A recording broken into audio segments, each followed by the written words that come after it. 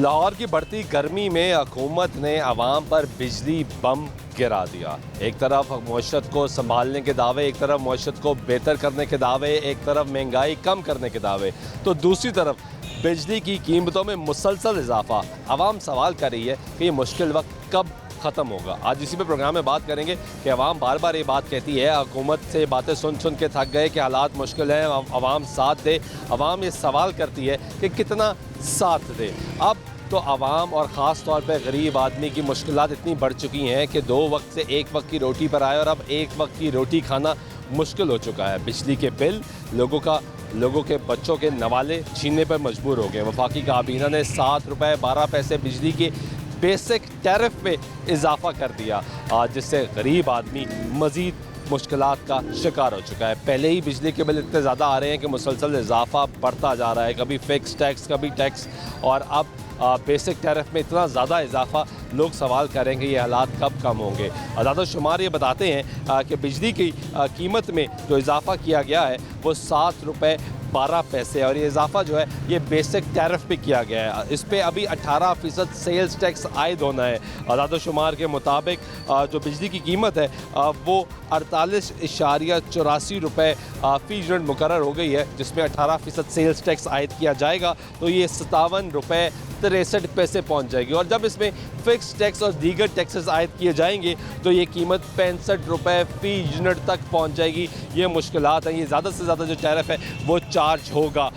Fix tax भी जो है वो चार्ज होगा 200 यूनिट से 201 यूनिट से 300 यूनिट तक भी फ़िक्स टैक्स चार्ज होगा, और ऊपर तक ये जो स्लैब चेंज होती जा रही हैं इसी पे फ़िक्स टैक्स जो है वो चार्ज होता जाएगा। और इसी तरह जो बेसिक टैरिफ है उसमें भी इजाफा कर दिया गया है। आवाम से अवामी राय जानेंगे, लोगों से बात करेंगे, पूछेंगे कि वो क्या रखते हैं। अस्सलाम वालेकुम, कैसे हैं आप? बिल्कुल ठीक। क्या करते हैं? प्रेस का क्या हालात हैं? हालात बिल्कुल कंडम। बिल्कुल। तो ये बिजली फिर महंगी हो गई, तो आपका तो काम चलता ही बिजली से है। बिजली नाल, लेकिन क्या करें, साढ़े हुक्मरान ही इस तरह दे खुद खांदे मुल्क नूं खराब कर रहे हैं। असल मैं उस दौर का देखा जिस वक्त सिर्फ 4 आने यूनिट होंदा सी। 4 आने जी 1965 की गल है। 1904 रुपए का डॉलर सी। उस वक्त साडा मुल्क खुशहाल सी। उस वक्त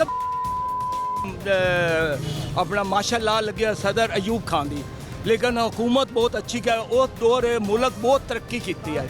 इन्हों उस वक्त यानी कि टैक्स माफ़ किया गया सी, तो सनत मुल्क दे इतनी लगी कि मुल्क कामयाब हो गया। जनूबी कोरिया वाले इन्हों का मिशन लैके वो कामयाब हो गए, ये पीछे हो गए। वजह की है? अगर हुक्मरान सही आवन तो मुल्क सही नहीं हो सकता। मैंने देवन हुकूमत, मैं ना 4 दिनों में मैं हुकूमत सही कराँगा। सही कर लेंगे? बिल्कुल। कैसे करेंगे? कैसे करेंगे? जो मतलब गवर्नर हाउस से मिलों के आए हुआ है, मिलों में क्या मतलब हुकूमत उन्होंने फरोख्त नहीं कर सकती? जेड़े वड्डियां चीज़ां पईयां मुल्क दे विच वो वेच के अपना कर्जा लावन, क्यों नहीं लाते? यानी कि उन्होंने खाना बंद हो जाता है। अगर इस तरह करन मुल्क नूं मतलब माशाअल्लाह कामयाब कर सकते हैं। मैंने देना हुकूमत मैं इंशाअल्लाह ठीक करांगा। हुक्मरान नहीं कर पा रहे क्या? ये हुक्मरान नहीं कर सकते? नहीं कर सकते, करना नहीं चाहते, बस उन्होंने बंद हो जाता खाना। अगर वो मुल्क सही तरीके नाल हुकूमत चलावन तो माशाअल्लाह साडा मुल्क इतना कुछ है, यानी कि हर चीज़ है, सोना है, पित्तल है, तांबा है, मतलब इस तरह के मतलब वो कि ना पत्थर निकलते हैं। यानी कि कल का मुल्क कामयाब अफगानिस्तान है, आज कितने पहुँच गया। बांग्लादेश साडा आज़ाद होया है, उन्होंने बांग्लादेश आज़ाद होया है, आज मुल्क वो कितने पहुँच गया। यार सैनू ही मजबूरी है, हर मुल्क सैनू मजबूर कर रहे हैं, अवाम नूं दलील कर रहे हैं। ठीक है, बहुत शुक्रिया। ये गुफ्तगू सुनने शहरी की, और उनकी राय बड़ी इंपॉर्टेंट है। और वो कह रहे हैं कि मुल्क मेरे हवाले करे तो मैं हालात बेहतर कर लूँगा। कैसे हो भाई? वालेकुम सलाम। शुक्र क्या करते हैं?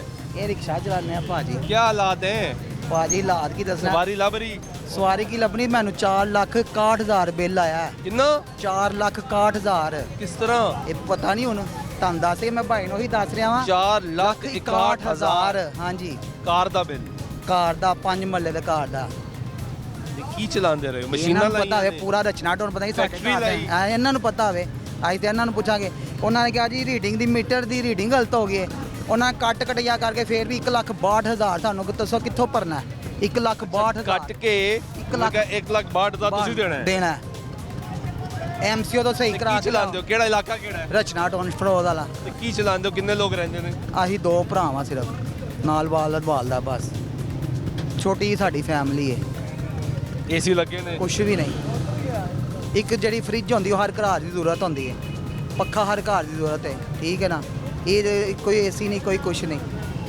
ਇਹ ਮੇਰੇ ਕੋਲ ਬਿੱਲ ਨਹੀਂ ਫਿਰ ਹੋਣਾ ਮਹਿੰਗੀ ਹੋ ਗਈ। ਅਸੀਂ ਹੁਣ ਵੀ ਮੈਂ ਦਫ਼ਤਰੋਂ ਹੀ ਆਇਆ ਵਾਂ। ਇਹ ਹੁਣ ਅਸੀਂ ਇਹ ਵਫਾਕੀ ਮੌਸਮ ਵੀ ਆ ਕਹਿੰਦੇ ਉੱਥੇ ਜਾਓ, ਉੱਥੇ ਵੀ ਗਏ ਆ। ਉਹਨਾਂ ਨੇ ਮਤਲਬ ਕੋਈ ਉਹ ਨਹੀਂ ਹੈ, ਉਹ ਮਤਲਬ ਕੋਈ नहीं नहीं है। हाँ जी। कैसे हैं आप? अल्लाह का शुक्र। ठीक है। अल्हम्दुलिल्लाह। क्या करते हैं? मैं इधर मुलाजिम होता हूँ। क्या हालात हैं? कारोबार, तनख्वाह? कारोबार तो ये है कि तकरीबन इंडस्ट्री बंद हो रहा है गैस और बिजली के बिलों की वजह से। यही कारोबार है गरीब बंदे के लिए।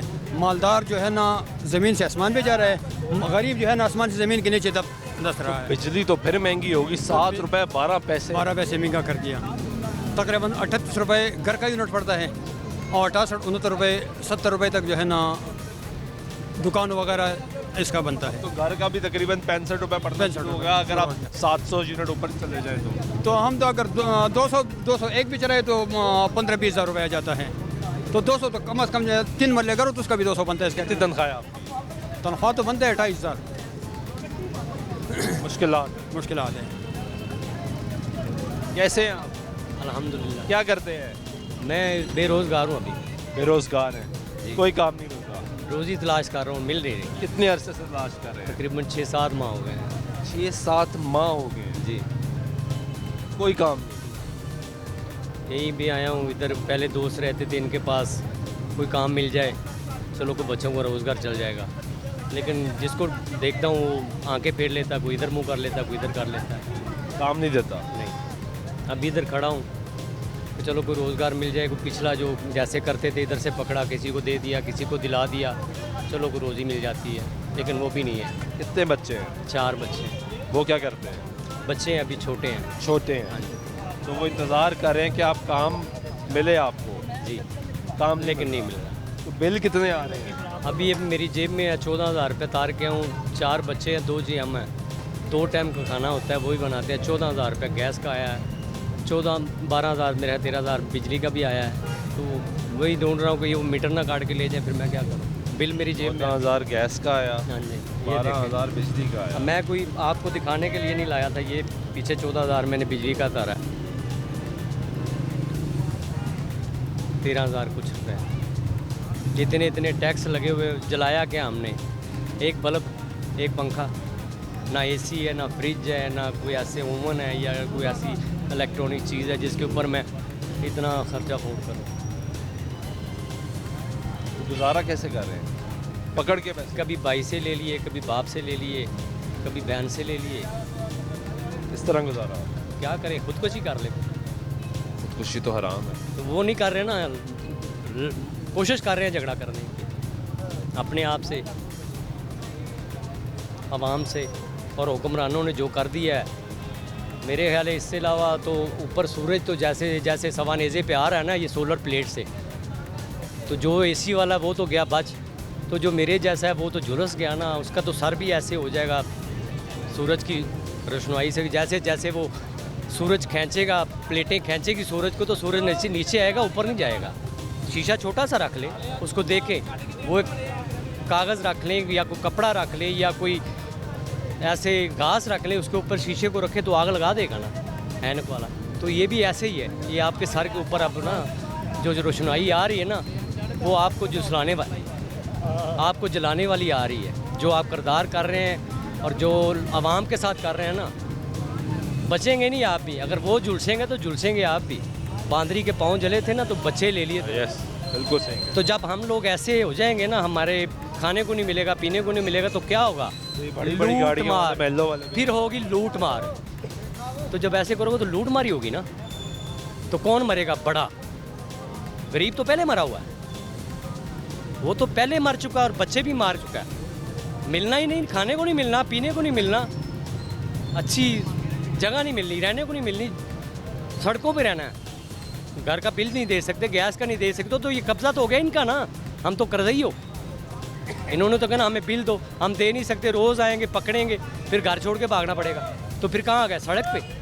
तो जब सड़क पे आ गए तो मैं तो नहीं छोड़ूंगा जहाँ तक मेरा ईमान है।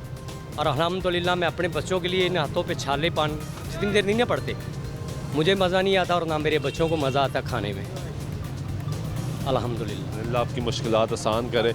ये मैं बयान देना चाहना सर, मैं मरियम नवाज़ ਨੂੰ ਕਹਿਣਾ ਚਾਹਨਾ, ਇੱਕ ਸਾਡੀ ਇਲਤਜਾ ਹੈ ਛੋਟੀ ਜਿਹੀ, ਮੈਂ ਉਹਦੀ ਪਾਰਟੀ ਦਾ ਹਾਂ, ਬਕਾਇਦਾ ਮੈਂ ਨੂਨ ਗਰੁੱਪ ਦਾ ਵੀ ਹਾਂ, ਲੇਕਿਨ ਉਹਦੇ ਬਾਵਜੂਦ ਸਾਡੇ ਨਾਲ ਐਸਾ ਇੱਕ ਜ਼ੁਲਮ ਹੋਇਆ ਹੈ, ਯਾਨੀ ਕਿ ਮੈਂ ਬਿਆਨ ਨਹੀਂ ਕਰ ਸਕਦਾ। ਮੇਰੇ ਕੋਲ ਗੱਡੀ 12 ਮਾਡਲ ਆਈ, ਉਹ ਜਨਾਬ ਮੈਂ ਗੱਡੀ 12 ਲੱਖ ਦੀ ਗੱਡੀ ਵੇਚੀ, ਉਸ ਤੋਂ ਬਾਅਦ 7 ਲੱਖ ਰੁਪਈਆ ਉਹਨੇ ਮੈਨੂੰ ਪੇਮੈਂਟ ਕਰ ਦਿੱਤੀ, 5 ਲੱਖ ਰੁਪਈਆ ਉਹਨੇ ਵਾਪਸ ਦੇਣਾ ਸੀ, ਮੇਰਾ ਯਾਨੀ ਕਿ ਨਾਲ ਦਾ ਦੁਕਾਨਦਾਰ ਹੈ ਉਹਨੇ ਖਰੀਦੀ ਆਈ। ਉਸ ਤੋਂ ਬਾਅਦ ਜਨਾਬ ਇਹਨਾਂ ਗੱਡੀ ਮੋਟਰਵੇ ਤੇ ਉਹਨੂੰ ਗੱਡੀ ਨੂੰ ਪਕੜ ਲਿਆ। ਪਕੜਨ ਤੋਂ ਬਾਅਦ ਜਿਹੜਾ ਉਹਦਾ ਨਾ ਇੰਸਪੈਕਟਰ, ਉਹਨੇ ਕੀ ਸ਼ਰਾਰਤ ਕੀਤੀ, ਉਹਨੇ ਬ੍ਰੇਕ ਆਇਲ ਲਾ ਕੇ ਨਾ ਤਾਂ ਉਹਦੇ ਉੱਤੇ ਰੰਗ ਉਹਦਾ ਮਿਟਾ ਦਿੱਤਾ ਇੰਜਨ ਦੇ ਵਿੱਚੋਂ। ਕਹਿੰਦਾ ਜੀ ਇੰਜਨ ਕੀ ਕਹਿੰਦੇ ਨੇ ਨੰਬਰ, ਨੰਬਰ ਮਿਟਾਇਆ ਗਿਆ। ਕਹਿੰਦਾ ਜੀ ਉਹ ਨੰਬਰ ਜਿਹੜਾ ਨਾ ਗਲਤ ਹੈ। ਕੈ ਲਬਾਟਰੀਆਂ ਦੇ ਵਿੱਚੋਂ ਚੈੱਕ ਕਰਾਇਆ, ਉਹਦੇ ਬੈਲਟ ਹਰ ਸ਼ੈ ਚੈੱਕ ਕਰਾਈ ਗਈ ਹੈ। ਉਸ ਤੋਂ ਬਾਅਦ ਅੱਜ 2 ਸਾਲ ਹੋ ਗਏ ਗੱਡੀ ਮਤਲਬ ਅੰਦਰ ਪਈ ਹੈ। 2 ਸਾਲ ਹੋ ਗਏ। 2 ਸਾਲ ਹੋ ਗਏ ਗੱਡੀ ਸਪੁਰਦਦਾਰੀ ਤੇ ਅਸੀਂ ਮੰਗੀ ਹੈ। ਕਹਿੰਦੇ ਜੀ ਤੁਸੀਂ ਉਹ ਇੰਸਪੈਕਟਰ, ਉਹ ਕਹਿੰਦਾ ਹੈ ਕਿ ਇਹਦੇ ਉੱਤੇ ਦਹਿਸ਼ਤਗਰਦੀ ਹੋ ਜਾਸੀ। ਅਦਾਲਤ ਹੈ ਗਏ, अदालत वाले जज ने मतलब उसकी हेल्प करके कहते जी दहशतगर्दी हो जाए। क्या असी दहशतगर्द हैं? बताएं ना, हम दहशतगर्द हैं? एक कारोबारी आदमी है, दहशतगर्द है? साड़ी सपोर्टदारी तो गड्डी वापस गया, या तो उत्ते उत्ते कोई पर्चा कटिया हो, 4 गड्डियां बंदे दे 4 गड्डियां दे हो गए, मतलब गड्डी 4 ना चली हुई है 4 बंदियां दे। ओदी अगर कोई रिपोर्ट है या कोई इस तरह की कोई है FIR कट्टी हुई है तो रिकॉर्ड पेश करें। रिकॉर्ड पेश हो गया, वो भी बिल्कुल सही किया। ਉਹਦੇ ਬਾਵਜੂਦ ਮੇਰੀ इल्तजा है और गड्डी साड़ी वापस लेके देवन। जी ठीक है, आपका मैं कहना आगे आगे आपका बात आ गया। कैसे हैं आप? खैरियत से हैं? हम सर, क्या करते हैं? मैं इलेक्ट्रिशियन का काम करता हूँ। क्या हालात हैं कारोबार के? हालात वैसे पहले जैसे ही है, ये लोगों का गलत ख्याल, कारोबार नहीं है। हम अब आए हैं हार रोड पे, तो जिस दुकानदार पे जाते हैं उसको बात करने की फुर्सत नहीं है। जब महल्ले में जाते हैं ये कारोबार नहीं है, कारोबार नहीं, तो कारोबार लोग इधर वैसे शौकी से आ गए हैं, कारोबार वैसे ही है, सब चीज़ चल रही है। वे लोगों के गलत ख्याल है कि कारोबार नहीं है। कारोबार है कारोबार सब कुछ है, बस लोगों का रोना है कि कोई हमारे से कोई चीज़ ना मांग ले। तो ये बिजली के बिल जो बढ़ गए, बिजली महंगी, देखो ये एक आदमी को 10,000 रुपये बिल आता है, या 10,500, 350 रुपया रोज़ बनता है। उससे उन्हें वाशिंग मशीन भी चलानी है, फ्रिज भी चलानी है, इस्त्री भी चलानी है, पंखा भी चलाना है, ये वो हर चीज़ चलानी है। और 1 मिनट बत्ती बंद हो तो लोग शोर मचाते, बत्ती नहीं आई बस। अगर 350 में जितना काम हो जाता है दिहाड़ी में, तो 10,500 रुपये बिल ज़्यादा नहीं है। ज़्यादा नहीं है। हाँ, तो ये बिजली महंगी हो रही है, ये भी ठीक है, ये कोई मसला वक्त के हिसाब से बत्ती में जो ये 7 रुपए 12 पैसे भी इजाफा हो गया, ये ठीक है। जो बच्चा छोटा, जो बच्चा बचपन से बड़ा हो गया ना, वो छोटा नहीं हो सकता। नहीं हो सकता, यानी इजाफा होता जाएगा। जब होता ठीक है, उसके पाँव भी बढ़ जाएंगे और कपड़े भी बढ़ जाएंगे। हम लोगों का कुछ नहीं हो सकता, हम अपने हकूक़ के लिए बाहर निकलते नहीं, हम लीडरों का इंतज़ार करते हैं। ये गुफ्तगू भी आपने सुनी, वो कह रहे हैं इजाफा तो वक्त के साथ साथ ठीक हो यार, लेकिन वक्त के साथ साथ कारोबार भी नहीं ना है। अब सर कारोबार नहीं है, तनख्वाहें कम है, अब गरीब आदमी क्या करेगा? गरीब आदमी को 200 यूनिट 250 यूनिट तो चाली जाना है, तो गरीब आदमी को क्या फ़ायदा दिया इन्होंने? वो ज़्यादा यूनिट तो गरीब आदमी को महंगा पड़ गया, अमीर आदमी ने ज़्यादा यूनिट इस्तेमाल करने हैं, उनको सस्ता पड़ गया। गरीब आदमी का तो कोई ने ना सोचा इन्होंने। नहीं, ज़्यादा यूनिट इस्तेमाल करेगा और ज़्यादा चार्ज होगा। नहीं, उतना ही है, नहीं है, फर्क है ऊपर यार, तो थोड़ा ही फर्क है ना। 300 से ऊपर, तो उन्होंने से ऊपर फिर फर्क है। तो यार उन्होंने तो सोलर लगा लिए अमीर आदमी ने, गरीब आदमी तो सोलर भी नहीं लगा सकता। मरेगा तो गरीब आदमी, गरीब आदमी मरेगा, अमीर तो नहीं मरेगा, वो सोलर लगा लेगा। वो हम क्या करते हैं आप? मैं इलेक्ट्रॉनिक्स का काम, रिपेयरिंग का नहीं चल रहा काम चल रहा है यार। जो अल्लाह ताला ने रिज़्क़ नसीबों में लिखा वो मिलेगा। तो मिलना है, लेकिन परेशानी से है सारा कुछ। बिल भी परेशानी से, घर कितना का बिल आया आपका परेशानी। बिजली का? मेरा आया 12,000। तो अब बिजली और महंगी होगी, और महंगी हो गई है। फिक्स टैक्स भी लग गया वो भी लग और गया। दीगर टैक्सेस भी। अगली बार आएगा 16-17 फ्यूल हज़ार। प्राइस एडजस्टमेंट भी आएगी। 16-17 हज़ार आएगा अगली बार। लेकिन हम लोग नहीं सही भाई, जब तक हम खुद नहीं ना निकलेंगे कुछ नहीं होना। हम लीडरों का इंतज़ार करते हैं, घर की चीज़ें बेच के बिल जमा करवा देते हैं, बैठे रहते हैं चुप करके, होना कुछ भी नहीं। ठीक है, ये गुफ्तगू सुनने आप लोगों की। ब्रेक लेते हैं, ब्रेक के बाद वापस आते हैं, गुफ्तगू जारी रहेगी, साथ रहिए।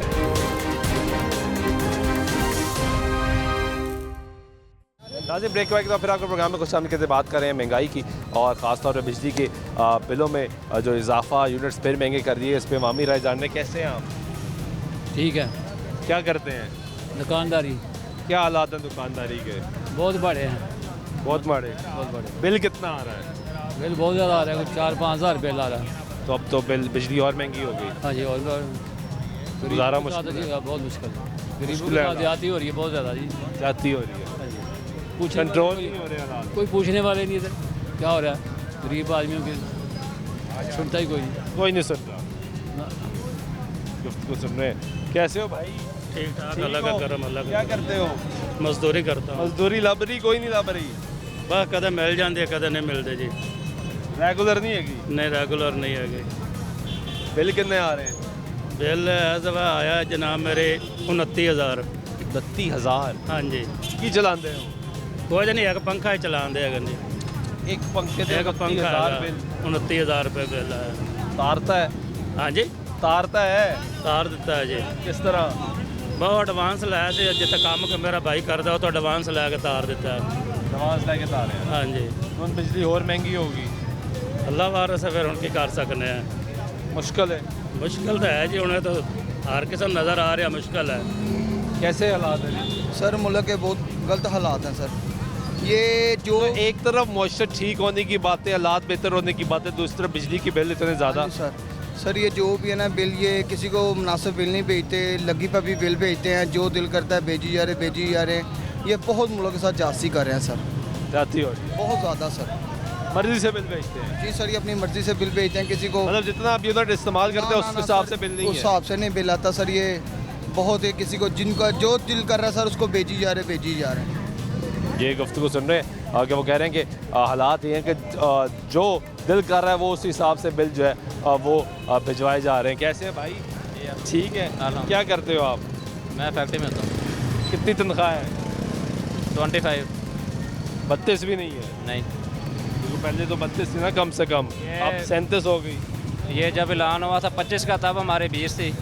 अब 32 का हुआ है, 25 हो गई है, कल को 35 का होगा, फिर हमारे क्या हुआ? नहीं ना, इशू नहीं हो रहा ना। अब तो अभी नोटिफिकेशन इशू हो जाएगा। बस फिर फैक्ट्री वाले आते हैं, खा पी के चले जाते हैं बाहर से आते हैं। अंदर जब आना हो तो फिर वो जल्दी छुट्टी दे देते हैं जी, हम फैक्ट्री से जाएं, टीम आ रही है। उनको दिखाते हैं जी काम बंद है, तो इस वजह से हमारा काम नहीं चल रहा, तो लेबर नहीं है, उनको ये शो करवा देते हैं। यानी फ्रॉड हर किस्म का चल रहा है? हर किस्म का है। हम सब मिल के फ्रॉड का। हमारे तो सामने होता है, हम झूठ क्यों बोलें? लेबर है, गरीब आदमी झूठ क्यों बोलेगा? बिजली के बिल कितने आ रहे हैं? बिल तकरीबन 3-4 गुना ज़्यादा आ रहा है पिछले साल से। और अब बिजली और महंगी हो गई है, और महंगी हो गई। तो ये 25,000 रुपये का गुजारा कैसे? अभी ज़्यादा महंगाई होगी। कि किधर से ले लो के दे दो के, बस ऐसे ही है। कर्जा चढ़ गया?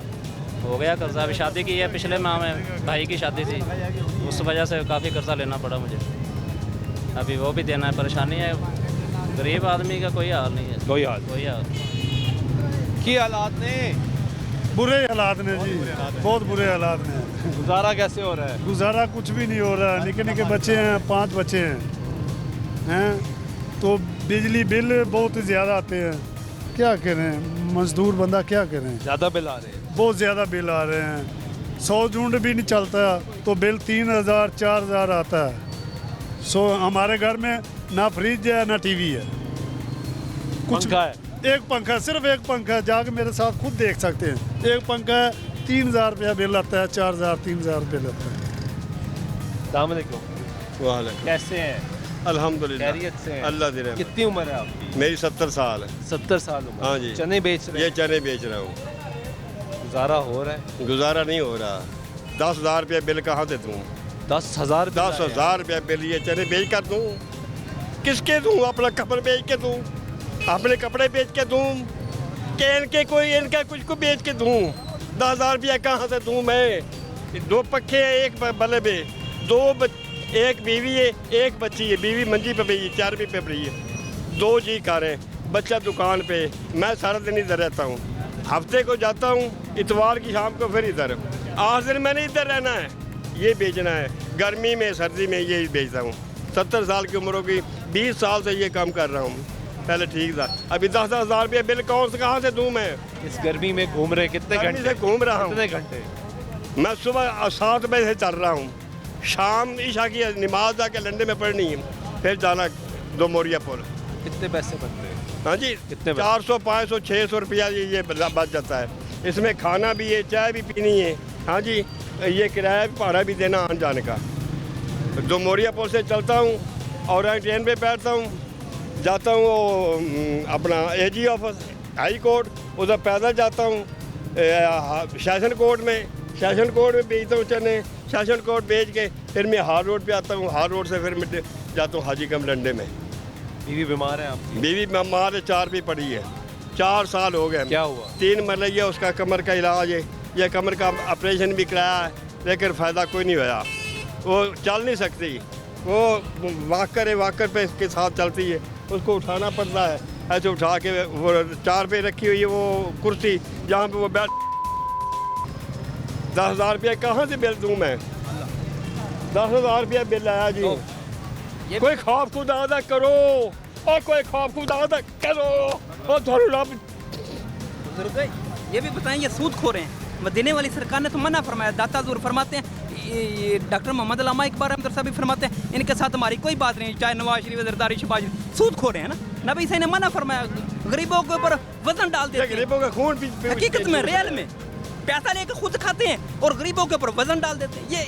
ये कोई कानून तो नहीं है ना, कम से कम अल्लाह की ज़ात से डर। इस्लाम में तो सूद को मना किया गया। जी बिल्कुल ला रहे बफी, इसमें कोई शक नहीं। हम भी यही चाहते हैं, दाता हजूर का भी यही पैगाम है, कम से कम इनको खौफ आना चाहिए, नहीं तो फिर दाता साहब इनसे पूछेगा। डॉक्टर मोहम्मद अल्लामा इकबाल रहमत की चौखट पे जाएंगे तो सुन रहे हैं, लोगों की परेशानी और मुश्किलात इस कदर बढ़ती जा रही हैं कि अल्फाज साथ नहीं देते कि उसको बयान कैसे किया जाए। आप खुद फैसला करें कि हालात क्या हैं। एक तरफ वफाकी और सूबाई हुकूमतें हालात को बेहतर करने के दावेदार हैं, एक तरफ हालात में बेहतरी आने की खुशियाँ मनाई जाती हैं, कहा गया गरीब को रिलीफ दिया जा रहा है, महंगाई कम की जा रही है, हालात बेहतर हो रहे हैं, बड़ा ज़बरदस्त काम हो रहा है। तो दूसरी तरफ वो गरीब की गुफ्तगू जो हम आपको अपने प्रोग्राम्स के थ्रू सुनवाते हैं, वो हकीकत पर मबनी है। हम जाके जब गरीब से बात करते हैं तो ये इस तरह की गुफ्तगू आती है कि चने बेचने वाला 70 साल से ज़ायद उम्र का शख्स इस 45-46 डिग्री की गर्मी में, लाहौर शहर की गर्मी में बाहर निकलता है अपने बच्चों का रिस्क लेने के लिए। जिसकी बीवी बीमार पड़ी है, उसको 10,000 जब बिजली का बिल आता है तो वो ये सवाल करता है कि वो किसका जाके दरवाज़ा खटखटाए, किसके से जाके सवाल करे। वो सियासतदान, वो हुक्मरान जो इंतखाबात से कबल इस गरीब का नारा लगाते हैं, वो तमाम सियासी जमातें अपने मंशूर में, अपने सियासी जलतों में सिर्फ एक बात जो वो करते हैं सबसे अहम, वो है कि गरीब की ज़िंदगी को बेहतर बनाना। लेकिन जब इक़्तिदार में आते हैं तो ये गरीब आदमी जिसकी गुफ्तगू हम आपको सुनवाते हैं, हर दौर में हमने आपको गरीब की गुफ्तगू सुनवाई, आज भी वही सुनवा रहे हैं कि उसका गुजारा कैसे हो रहा है। कुछ और लोगों से जान लेते हैं। कैसे हैं आप? अच्छा, ठीक है। क्या करते हैं? पेंट का काम करते हैं। क्या हालात हैं? बुरे हाल ही। बुरे हाल। काम नहीं मिल रहा? काम नहीं मिल रहा। कब किया था आखिरी दफ़ा काम? 2 माह हो गए ना। 2 माह से फारिग बैठे हैं? हाँ जी। तो गुजारा कैसे हो रहा है?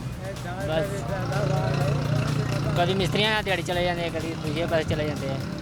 बिल कितना आ रहा बिजली का? बिल का आ रहा है, एक फ्रिज है, एक पंप है, इसमें 4,000-5,000 बिल आ रहे हैं।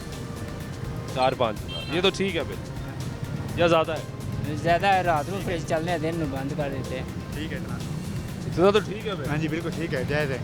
4-5 हज़ार? हाँ जी जायज़ है। आपका कितना आता है? हमारा तो अभी आया 7,000 रुपया, मियाँ वाले थे। 7,000? हाँ, मोटर बन गया बस। मोटर पंखा? हाँ जी 7,000? हाँ जी, मियाँ वाले में। ये पहले कितना आता था? पहले आता था पैंतीस से 3000। अब डबल हो गया। हाँ जी। अब बिजली और महंगी होगी। हाँ जी, अभी महंगाई और अब इससे भी ऊपर चला जाएगा इंशाल्लाह। ये गुफ्तगू। कैसे हो भाई? अल्लाह का क्या करते हो? कितने पैसे कमाते हो? 1000 रुपया 1000 रुपया दिन का? यानी महीने का 30,000 कमा लेते हो? नहीं, कभी सुबह 8 बजे गए, अभी तक 150 रुपया कमाया। ऐसे भी होता है? हाँ जी 20,000 तो कमाते होगे? जी। गुजारा हो रहा है 20,000 में? नहीं हो रहा। बिजली का बिल कितना आ रहा है? 10,000 10,000। इस महीने 10,000 है, पिछले महीने 8,000 है। खाली पंखा, फ्रिज भी नहीं, एसी भी नहीं, कूलर नहीं भी यार, नहीं। खाली पंखे पे 10,000? हाँ जी सर, आज जो मेरे साथ अभी आओ आज चली मड़िए नवाने लाइटा लाइया ने गालियां ਸਾਡੇ ਤੋਂ ਹੀ ਜਾਣਾ नहीं ਪੈਂਦਾ। देनी, गाली नहीं देनी। ਆਪਾਂ ਨਾ ਬਿੱਲ ਸਾਡੇ ਤੋਂ ਹੀ ਜਾਣਾ, ਜਿਹੜੀ ਨਹਿਰ ਤੇ ਲਾਈਟਾਂ ਲਾਈਆਂ ਸਾਡੇ ਚੋਂ ਨਿਕਲਣਾ, ਮੜੀਏ ਨਵਾਜ਼ ਦੀ ਜੇਬ ਚੋਂ ਨਹੀਂ ਨਿਕਲਣਾ, ਨਾ ਮਨਾਨ ਖਾਨ ਦੀ ਜੇਬ ਚੋਂ ਨਿਕਲਣਾ, ये हमारी जेब से ਇਹ नहीं, ਸਾਡੀ ਜੇਬ ਚੋਂ ਨਿਕਲ। रोशन करती सारी नहर। ਹਾਂ ਅਸੀਂ ਉੱਥੇ ਦੀਵੇ बिजली महंगी हो रही ਬਿਜਲੀ ਮਹਿੰਗੀ ਹੋ ਰਹੀ, ਕਿੱਥੋਂ ਨਿਕਲਣੀ, ਸਾਡੇ ਚੋਂ ਨਿਕਲਣੀ। ये हालात है जी। गुफ्तगू सुन रहे हैं आप लोगों की, और आवाम में इस वक्त गुस्सा जो है वो बढ़ता जा रहा है। आवाम की बर्दाश्त जो है वो कम होती जा रही है। लोग सवाल कर रहे हैं कि एक तरफ ये बार बार बताया जाता है कि मईशत बेहतर हो रही है, हालात बेहतर हो रहे हैं, गरीब की ज़िंदगी बेहतर हो रही है, तो हालात किस तरफ जा रहे हैं? बिजली के बढ़ते हुए बिल और पेट्रोलियम मसनूआत कीमतों में हाल ही में जो इजाफा कर दिया गया, उससे महंगाई का तो एक और तूफ़ान आएगा, और वो आ रहा है। ये लोगों की गुफ्तगू बयान कर रही है। कैसे हैं? ठीक है। क्या करते हैं? मैं डेरा गाजी खान से आया हूँ। डेरा गाजी खान से आए हैं। काम क्या करते हैं? मैं गाड़ियों का काम करता हूँ। तो यहाँ पे क्या करने आए? यहाँ सामान लेने आया हूँ थोड़ा। तो सस्ता सामान मिला कोई ना? जी मिला? जी। क्या हालात हैं महंगाई के? बिजली का बिल कितना आ रहा है? बहुत है। बिजली का बिल बहुत आ रहा है। डेरा गाजी खान में कितना बिल आया? बहुत ज़्यादा आ रहा है। 40,000 रुपये का महीना। 40,000? जी। बहुत ज़्यादा बिल। बहुत ज़्यादा बिल है। तो अब बिजली और महंगी हो गई है? जी हाँ, क्या करें सर? गुजारा हो रहा है? नहीं भाई, मजबूर हैं, बहुत मजबूर हैं। 40,000 बिल कैसे आ गया? बस वही चीज़ें हैं, वही सामान है, और कुछ नहीं है। एसी लगाए हुए हैं? नहीं सर, ऐसे नहीं है। फिर भी 40,000 आ गया? 40,000 उतार दिया है? भरना जमा करा दिया है? क्या करें? कैसे कराया जमा? मांग के कराया। और मांग के? जी हाँ। कर्जा चढ़ गया? जी हाँ, ये हालात हैं। कितने बच्चे हैं? मेरे 5 बच्चे हैं। माशाल्लाह 5 बच्चे हैं। क्या करते हैं वो? ये मजदूरी करते हैं सर। पढ़ते नहीं है? नहीं पढ़ते, नहीं पढ़ा सकते? नहीं पढ़ाते। कैसे नहीं है? नहीं है, क्या करें? मुश्किलात है। बहुत मुश्किल है, बहुत मुश्किल है। अल्लाह आपकी मुश्किलात जी हाँ। दूर करे। कैसे हो भाई? जी वालेकुम सलाम। क्या करते हो? मैं जनाब ये दिहाड़ी मेहनत ही करनी होगी करनी लाबरी कोई दिहाड़ी मेहनत? बस की मुझे वक्त में धक्का ही है। धक्का ला रहे हो? हाँ ला रहे हैं। आराम ना ला रहे हो, जोर ना ला रहे हो? समझ लो जोर ना लगता, आराम ना नहीं हिल रही गड्डी। वक्त ही आधा पूरा करना है, भाਵੇਂ सौखा कर लो औखा कर लो। कितना बिजली का बिल आया आपका? बिजली का बिल आया है 18,000 रुपया। 18,000? क्या एसी चला लगा? नहीं कोई एसी नहीं है, एक पंप है या एक फ्रिज है, जो का नॉर्मल लोड होता है 2 पंखे। 18,000 रुपया बिल आया। अदा कर दिया? अदा कैसे करना है? एक माह कर रहे, फिर अगले माह करेंगे। तो इस माह तो बिजली और महंगी हो गई। हाँ देख रहे। कम जुलाई से तलाक हो गया, 7 रुपए कह रहे हैं ना कोई फैसला होगा। नहीं हो गया फैसला? हाँ फैसला हो गया। फिक्स चार्जेस भी लग जाएंगे, 18% GST भी लगेगा, और 7 रुपए 12 पैसे मजीद इजाफा हो जाएगा यूनिट पे। हाँ देख ले फिर की करना है। 18,000 नहीं उतारा। हाँ वाम तो खत्म हो जाएगी, असि आप खत्म हो जाएंगे, वाम ने की होना है। क्या कर? आप क्या करते हैं? मैं यही कहता हूँ कि ये अपनी अयाशियाँ ख़त्म करें ना, अपनी अयाशियाँ ये ख़त्म करेंगे ना, ये खुद ब खुद मुल्क ठीक हो जाएगा मेरे हिसाब से, जो मेरा ओपिनियन है। माड़ा बंदा कहाँ जाए? तो आप बताएं। अभी तो हालात बेहतर होने के दावे, पेट्रोल भी सस्ता हुआ, बाद में एकदम महंगा हो। ये इनको इनकी जो तकरीरें हैं ना पिछली जो इन्होंने की हुई हैं जब अपोजिशन में, हाँ जी, ये इनको काफ़ी हैं। शायद इनके ना वो उनको ये वीडियो दिखाई जाए कि ये आपने क्या बोला था, कुछ थोड़ी सी बहुत शर्म आ जाए इनको, गरीब बंदों को। यकीन करें बुरा हाल है, यकीन करें। कितना बिल आया? बिल तो बहुत 12,000 रुपया, पहले 2,500 रुपया आता था, 12,000 रुपया है। आमदन क्या है? आमदन क्या है? मजदूरी करते हैं बस। आमदन कितनी होगी? बच्चों को बढ़ा नहीं सकते सही तरीके से, नहीं पढ़ा पा रहे। नहीं बढ़ा पा रहे। उठा दिया स्कूल। प्राइवेट स्कूल वो जो आपको पता ही है, वो उन्होंने माफिया बन बैठे हैं, किताबें हमसे लो जी, बाहर से किताबें भी नहीं मिलती, इतने इतने महंगे कोर्सेज हैं, बंदा क्या करे, किसको दवाई दे? गरीब की कोई नहीं सुनता। कोई नहीं। सिर्फ गरीब के नारा लगाते हैं जब हुकूमत में नहीं होते। हाँ जी। अब मैं वीडियो देख रहा था इनकी, मरीम नवाज ये सारों की, पता नहीं पिछली हुकूमत में पता नहीं कितने रुपए यूनिट बढ़ा था, तो इन्होंने सार पे बाँव रख लिया, रात रख लिया था। ये इतनी बिजली महंगी इन्होंने क्यों की? अब आप खुद कर रहे हैं, इनका कौन हिसाब करे जी? ये सारा बोझ हम पे ही डालना है, गरीब पे ही सारे टैक्स। मुश्किल वक्त है, साथ दें, गरीब नहीं देना। हाँ, इन्होंने अयाशी अपने नहीं काम करनी कि थोड़ी बहुत अपनी अयाशी काम कर लें, कि सारा बोझ गरीबों पे ही डालना है, सारा गुण गरीबों से नहीं जोड़ना है। कोई बात करने वाला नहीं, कोई बाहर निकलने वाला ही नहीं है। मैं तो इतना अपने आप पे भी इतना खफा होता हूँ कि यार हमारी आवाम का हो क्या गया है, पता नहीं। कोई निकलता ही नहीं, इतना जुल्म किए जा रहे हैं। बिजली है ना रोज़ाना महंगी, एक दफ़ा बढ़ा लो जो बढ़ानी है। कोई कानून है? कोई कानून नहीं। इधर पाकिस्तान में मेरे हिसाब से कोई माड़े बंदे वास्ते ही सारे कानून हैं, अमीर बंदे वास्ते कोई कानून नहीं। बहुत शुक्रिया ये गुफ्तगू सुनने। ये भाई ने बड़ी अच्छी बात की, ने कहा जी कि इन हुक्मरानों को जब ये अपोजिशन में होते हैं तो इनके मैसेजेस, वीडियो मैसेजेस जो ये बयानात देते हैं वो याद कराना चाहिए। जब यहाँ से लॉन्ग मार्च किया गया लाहौर से, महंगाई मार्च जिसको नाम दिया गया, मरीम नवाज़, हमजा शहबाज उसको लीड कर रहे थे, तब उस वक्त मसलम लीग नवाज़ और दीगर जमातें जो इस वक्त इत्तेहादी जमातें हैं ये अपोजिशन में थी। तो उस वक्त के महंगाई मार्च और उस वक्त की गुफ्तगू इस पर मज़ीद बात करते हैं कि महंगाई की सूरत हाल क्या है, मुआशरत किधर जा रही है। हमारे साथ हुई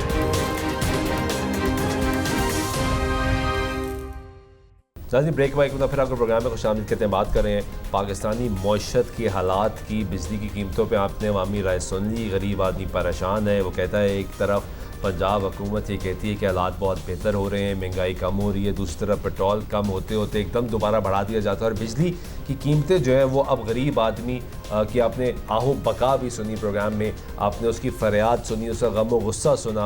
वो अल्फाज नहीं है कि वो दोबारा बयान किया जा सके। इस पर हम माहिराना राय लेने के लिए पाकिस्तानी मौशत इस वक्त जा कहाँ रही है, एक दादोशुमार वो है जो हुकूमत हमें बयान करती है, एक दादोशुमार वो है जिनके बारे में कहा जाता है कि बजट जो अल्फाज का गोरख धंधा है, it is just playing with the numbers and words, वो एक बयानिया है और एक हकीकत है जो हम प्रोग्राम में आवाम की आवाज़ के थ्रू आपके सामने लेकर आते हैं। इसी भी बात करने के लिए ज़फ़र महमूद चौधरी साहब मेरे साथ मौजूद हैं, सीनियर वाइस प्रेसिडेंट हैं Lahore chamber of commerce and industry के, ख़ुद ये एक माहिर चार्टर्ड अकाउंटेंट भी हैं। तो इनसे जानते हैं। चौधरी साहब बहुत शुक्रिया वक्त देने का।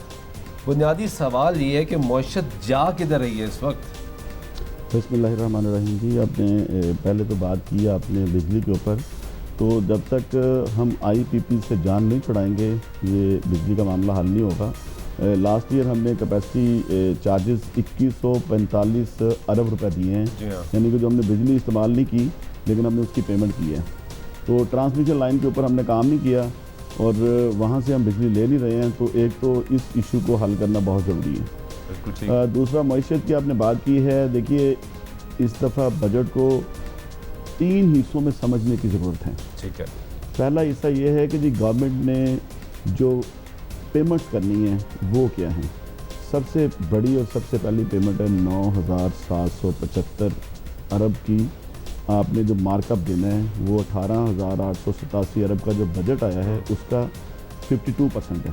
बिल्कुल ठीक है। तो एक तो आपने ये देना ही देना है और अगले साल इससे भी बढ़ेगा। पिछले साल ये 48-49% था, अब ये 52% हो गया है, तो ये मज़ीद बढ़ना है। अगले साल आपकी पेमेंट सारी क्लियर नहीं हो जाती। अगले साल आपका जो बजट इस दफ़ा 18,887 अरब का आया है, ये आप एक्सपेक्ट करें कि 24 से 25 हज़ार अरब का बजट होगा। ठीक है। दूसरा ये है कि जी आपने उसके अलावा 1400 अरब आपने रखे हुए हैं डेवलपमेंट चार्जेस।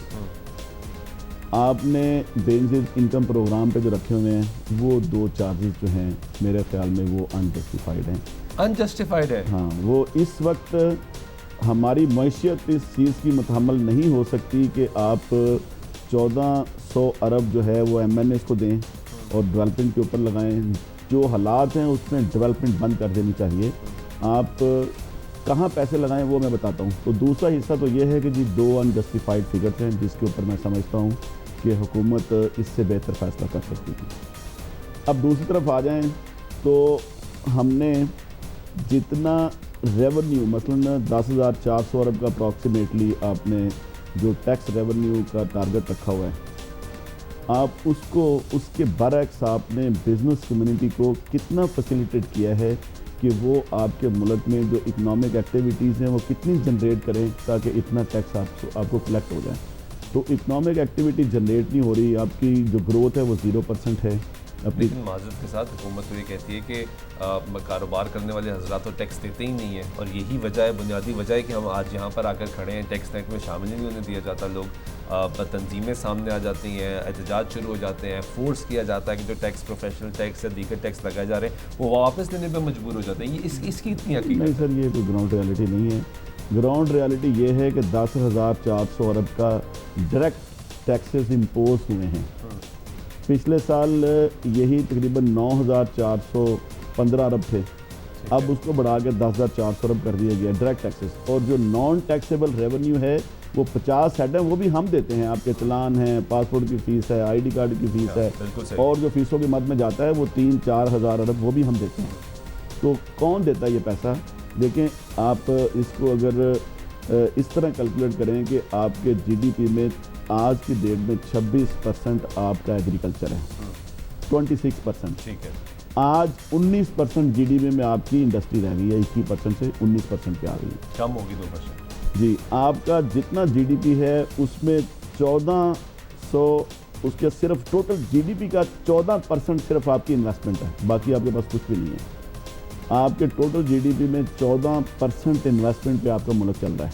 तो जब आपके पास इन्वेस्टमेंट नहीं होगी तो आप फिर उसके ऊपर रेवेन्यू कैसे कलेक्ट कर सकते हैं? अच्छा, ये भी बताएं, क्या ये सबसे आसान तरीका है कि बिजली की कीमतें बढ़ा दें, पेट्रोलियम मसनूआत की कीमतें बढ़ा दें और रेवेन्यू जनरेट कर लीजिए? क्या यही सोचती है हुकूमत कि अब रेवेन्यू इकट्ठा करना है तो ये कीमतें बढ़ा दें? ये कोई तरीका नहीं है। मैं जो अर्ज़ कर रहा हूँ, अगर आप मुझे इजाज़त दें तो देखें सर, सबसे पहली बात यह है कि आपने रेवेन्यू जनरेट करना है, आपने टैक्सेस लगाए हैं कि आपने ये काम करना है, आपने घर बनाना है, तो आपने एक तरफ प्लानिंग करनी है, स्ट्रेटजी बनानी है कि ये चीज़ें कहाँ से आएगी। आप थूकों से नहीं घर बना सकते, आप सिर्फ सीमेंट लगा के घर नहीं बना सकते, आपको रेत भी चाहिए।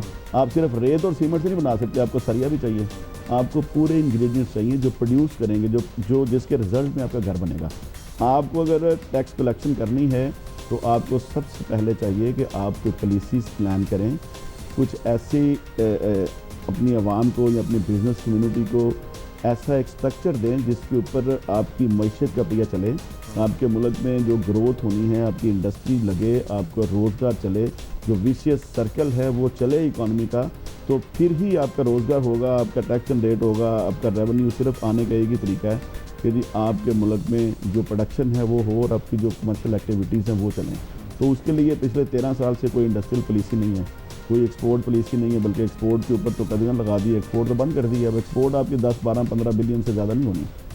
आपका सबसे बड़ा मसला है फॉरेन एक्सचेंज मैनेजमेंट का, तो ये एक सेपरेट इशू है, इसके बाद में डिस्कस करते हैं। पहले जो मैं बात अर्ज करना चाहता हूँ कि आप इंडस्ट्री को इतना कम से कम करें कि इंडस्ट्री का पहिया चले, तो फिर उससे रेवेन्यू जनरेट होगा तो आपको टैक्स मिलेगा ना।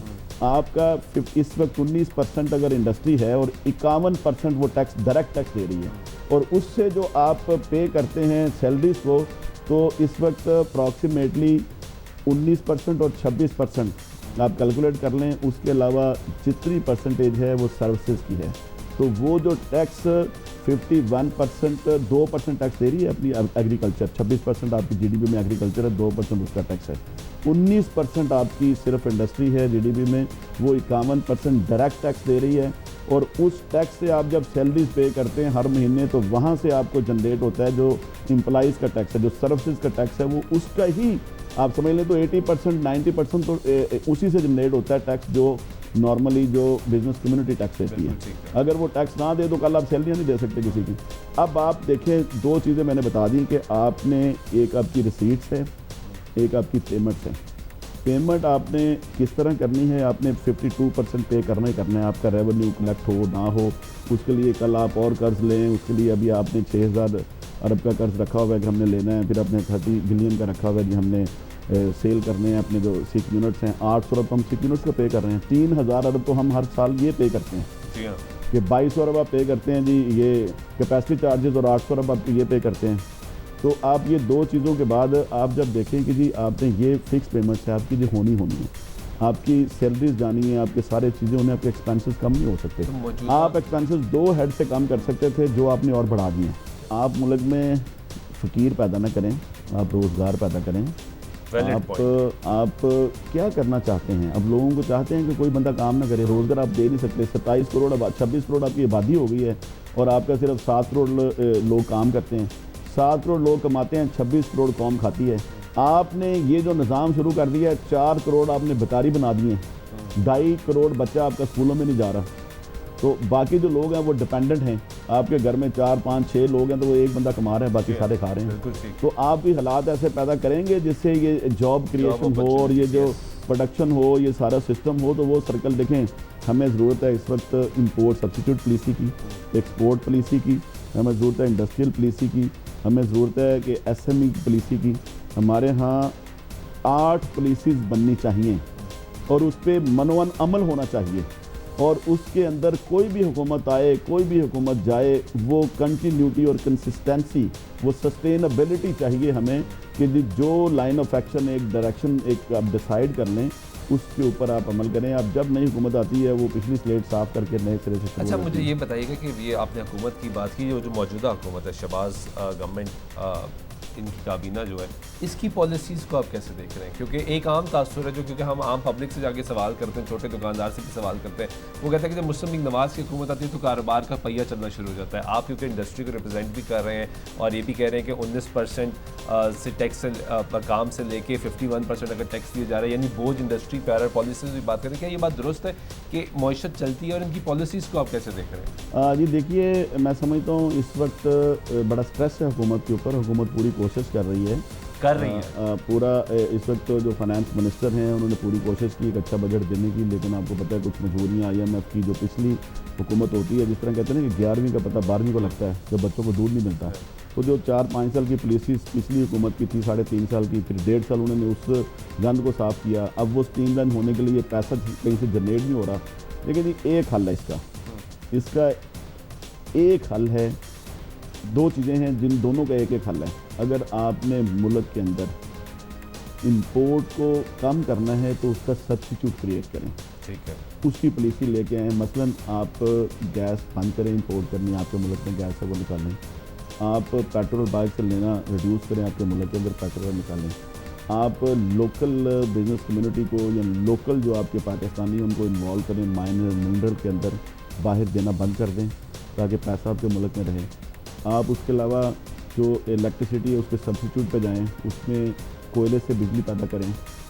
कोयले से बिजली पैदा हो सकती है, अगर बिजली पैदा नहीं हो सकती तो कोयले से आप 500 साल तक डीजल जनरेट कर सकते हैं, खाद आ सकती है। विंड से बिजली आप क्रिएट करें, आप सोलर को प्रमोट करें। अब सोलर थोड़ा जगह लग रहा है, अफ़गानिस्तान में सोलर की फैक्ट्री लग गई है, हमारे यहाँ नहीं लगी आज तक।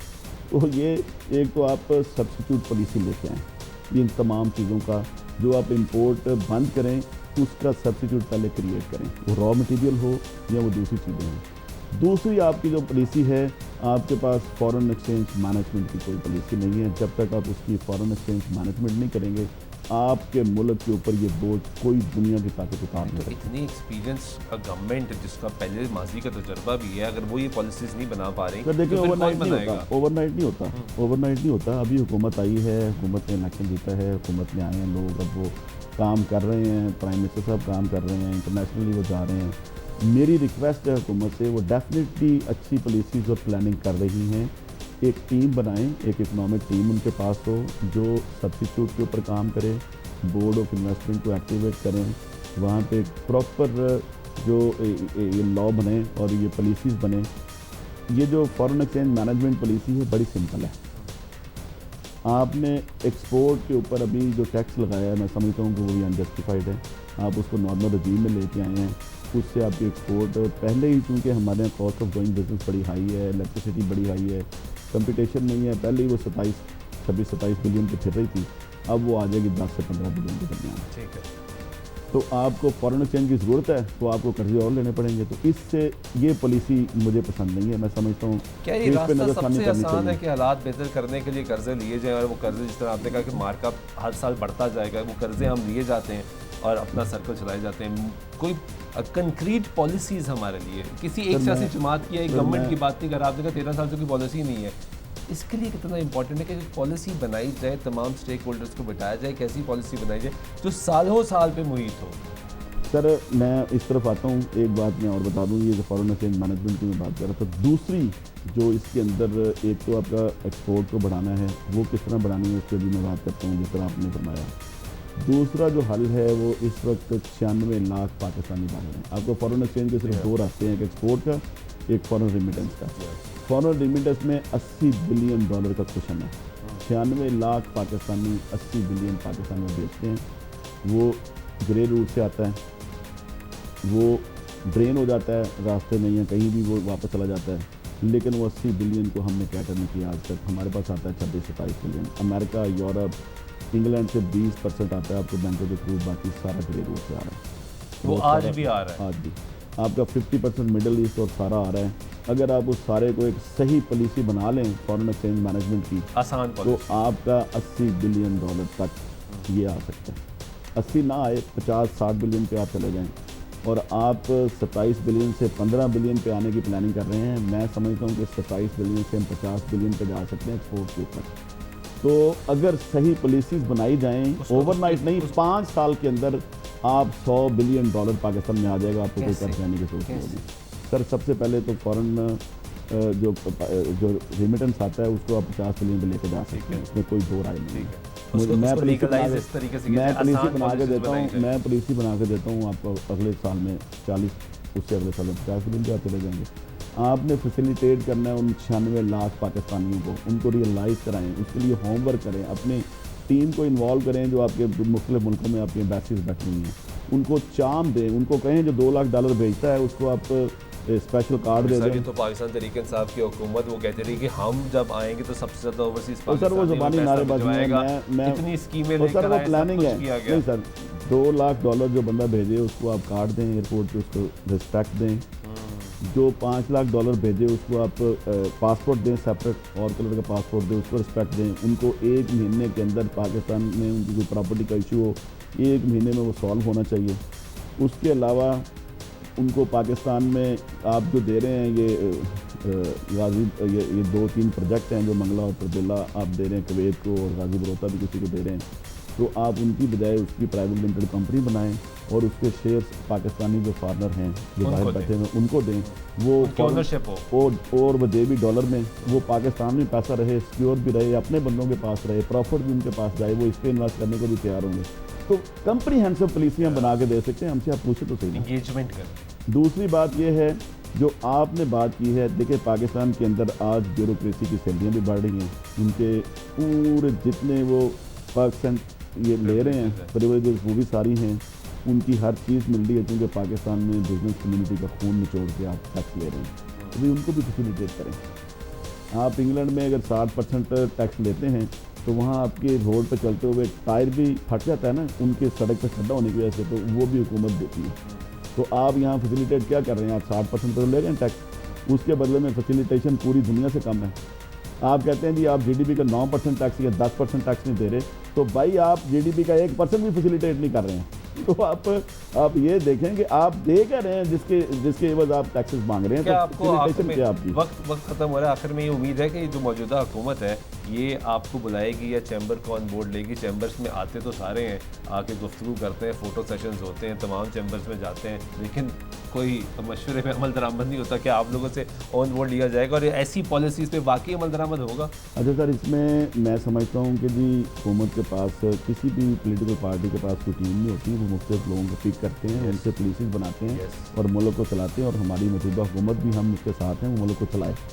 देखिए अभी SAFC आखिरी बात में जो करना चाहता हूँ तो वक्त ख़त्म हो रहा है। SAFC या जहाँ भी चीफ साहब जाते हैं, प्राइम मिनिस्टर साहब वो चीफ साहब को वहाँ बुला लेते हैं, वो सिक्योरिटी मांगते हैं पाकिस्तान के अंदर, वो गारंटीज़ मांगते हैं इन्वेस्टमेंट की, वो सारी चीज़ें मांगते हैं। और मेरा ख्याल है कि इस वक्त जो चीफ ऑफ आर्मी स्टाफ ने डॉलर्स के ऊपर वर्किंग की, केयरटेकर सेटअप ने जो स्मगलिंग के ऊपर वर्किंग की, SAFC के ऊपर वर्किंग की, और अब वो जो गारंटियाँ दे रहे हैं चाइना को और इधर उधर C-PAC-2 की और अमेरिका को, और ये सारी चीज़ें, तो मैं समझता हूँ कि फ़ौज पूरी तरह इन्वॉल्व हो गई है इकॉनमी के अंदर, और इस हुकूमत के अंदर ऐसे फैसले आने की तवक्को है जिससे इकॉनमी का पहिया चलेगा।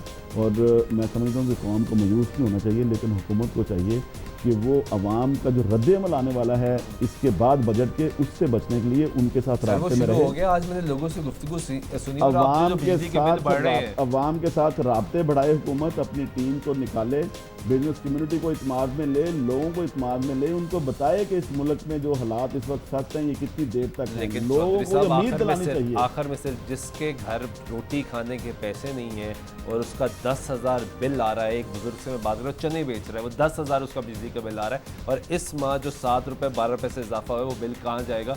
वो कौन सा रास्ता सुनेगा, वो कौन सा जवाब सुनेगा कि हुकूमत क्या कर रही है? सर इस पर मैं आपको बताऊँगी, ये बहुत एजिटेशन हुई थी, आपको याद होगा केटेकर सफर में शुरू में, लेकिन वो बेबस हैं।